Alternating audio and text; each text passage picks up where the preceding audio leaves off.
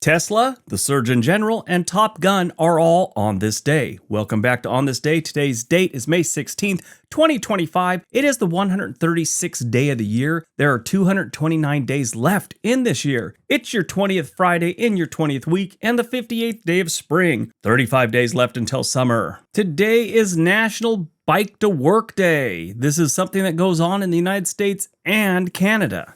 Kind of convince people it's okay not to drive your car to work. Bicycles all around are a better way if it's possible for you. If you live, 20 miles from your work, probably not a good idea. But if you live 3 miles away from your work, why not bike? We have a nice paved road not too far from my house. It's not a paved road, but it's a bike path that goes through the woods and behind some housing areas and over a couple creeks that could have taken me almost all the way to my job when I worked at Netflix. It was like 4 miles away. It was great. Didn't have a bike, but I always told myself I was going to get one and just start riding it to work. Now I either got to get on a plane, a cruise ship, or a train to go to work, or I just go down the hallway, out the back door, and down a flight of stairs into the bomb shelter and start recording.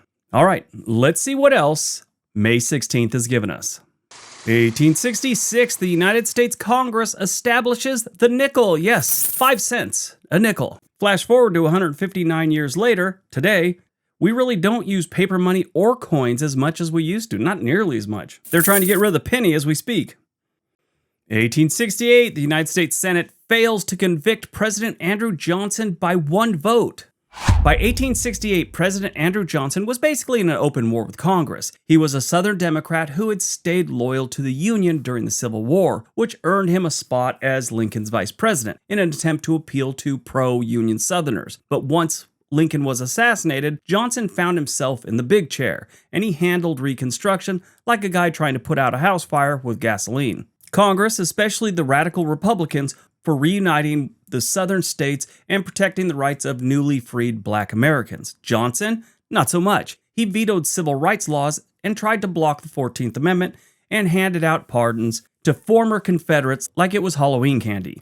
Congress was not amused. The final straw came when Johnson violated the Tenure Act, a law that basically said the president couldn't fire certain federal officials without Senate approval. Johnson thought the law was unconstitutional, so he fired the Secretary of War, Edwin Stanton, who was a radical Republican ally. Congress pounced.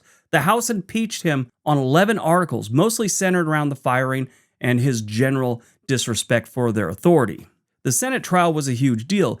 It was the first presidential impeachment in U.S. history. They needed 2/3 majority, so 36 out of the 54 senators at the time, to convict and remove Johnson. It looked like they had all the votes, until Senator Edmund G. Ross of Kansas stood up and said, "Not guilty." Ross claimed he voted his conscience and didn't want to set a dangerous precedent where Congress could remove a president just because they didn't like his policies.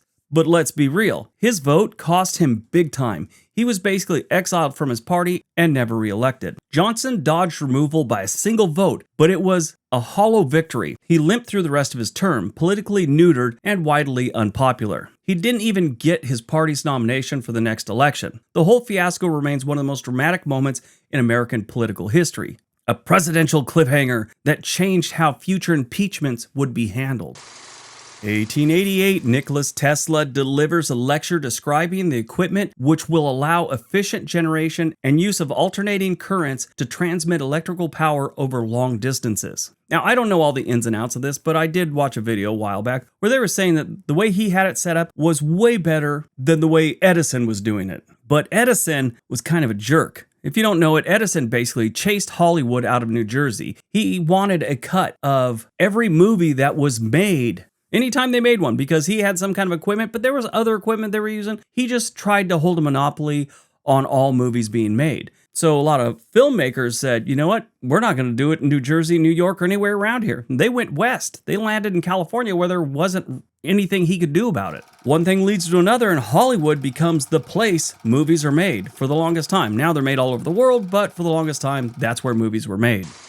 1918, in a move that basically told the First Amendment to take a seat, Congress passes the Sedition Act of 1918, a law that made it a crime to criticize the U.S. government during wartime. Yep, you could actually go to prison for just trash-talking Uncle Sam, especially if it involved World War I, the military, or even daring to question the war effort. So much for freedom of speech, right? The law was an extension onto the Espionage Act of 1917, which already cracked down on people suspected of spying or interfering with the draft. But apparently that wasn't enough censorship, so Congress doubled down with the Sedition Act. Under this law, saying or anything disloyal, profane, or abusive about the government, the flag, the military, or the Constitution could land you with a hefty fine and up to 20 years in prison. And no, that's not a typo. 20 years in prison for saying something mean about the US government during wartime. Even Twitter trolls would have had to watch their mouths.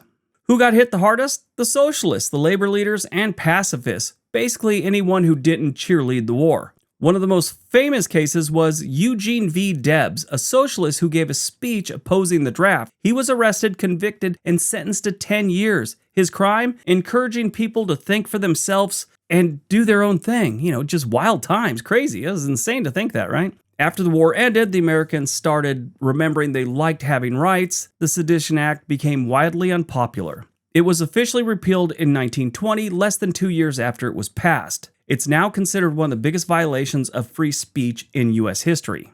And a reminder that during times of fear, governments don't always make the best decisions. 1929 in Hollywood, the first Academy Awards ceremony takes place. 1943, the Holocaust, the Warsaw Ghetto uprising ends. Now, this should be the deep dive, but we did it 2 years in a row in 23 and 22. So maybe we'll hit it again next year. It's very important.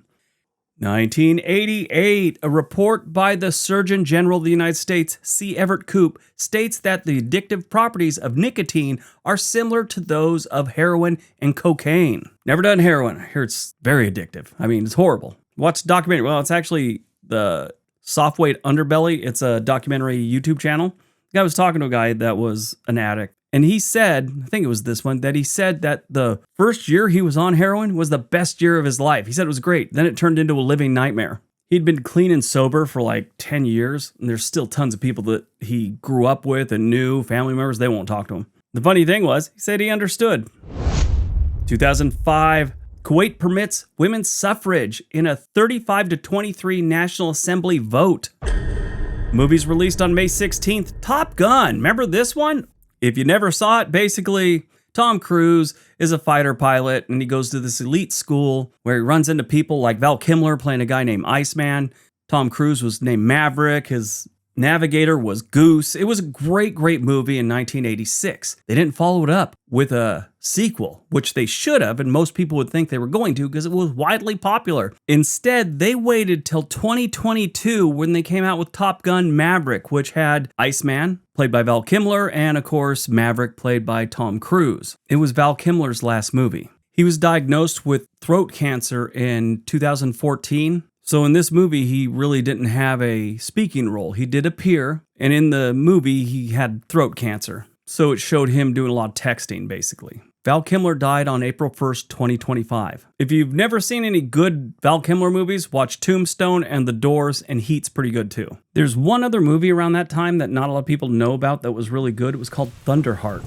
There you go. You have your list. Make sure you watch them. Died on May 16th, 1990. We lost two people, two big names in Hollywood. Sammy Davis Jr., American singer, dancer, and actor. Everyone knows him. He was part of the Rat Pack. He was just always a celebrity on all the talk shows and had a great career. Also, we lost Jim Henson. Yes, American puppeteer, director, producer, screenwriter. He created the Muppets. All right, that's today's video. Hope you guys enjoyed it. Hope you got some information out of it. Now go out, have a great day, be nice to each other.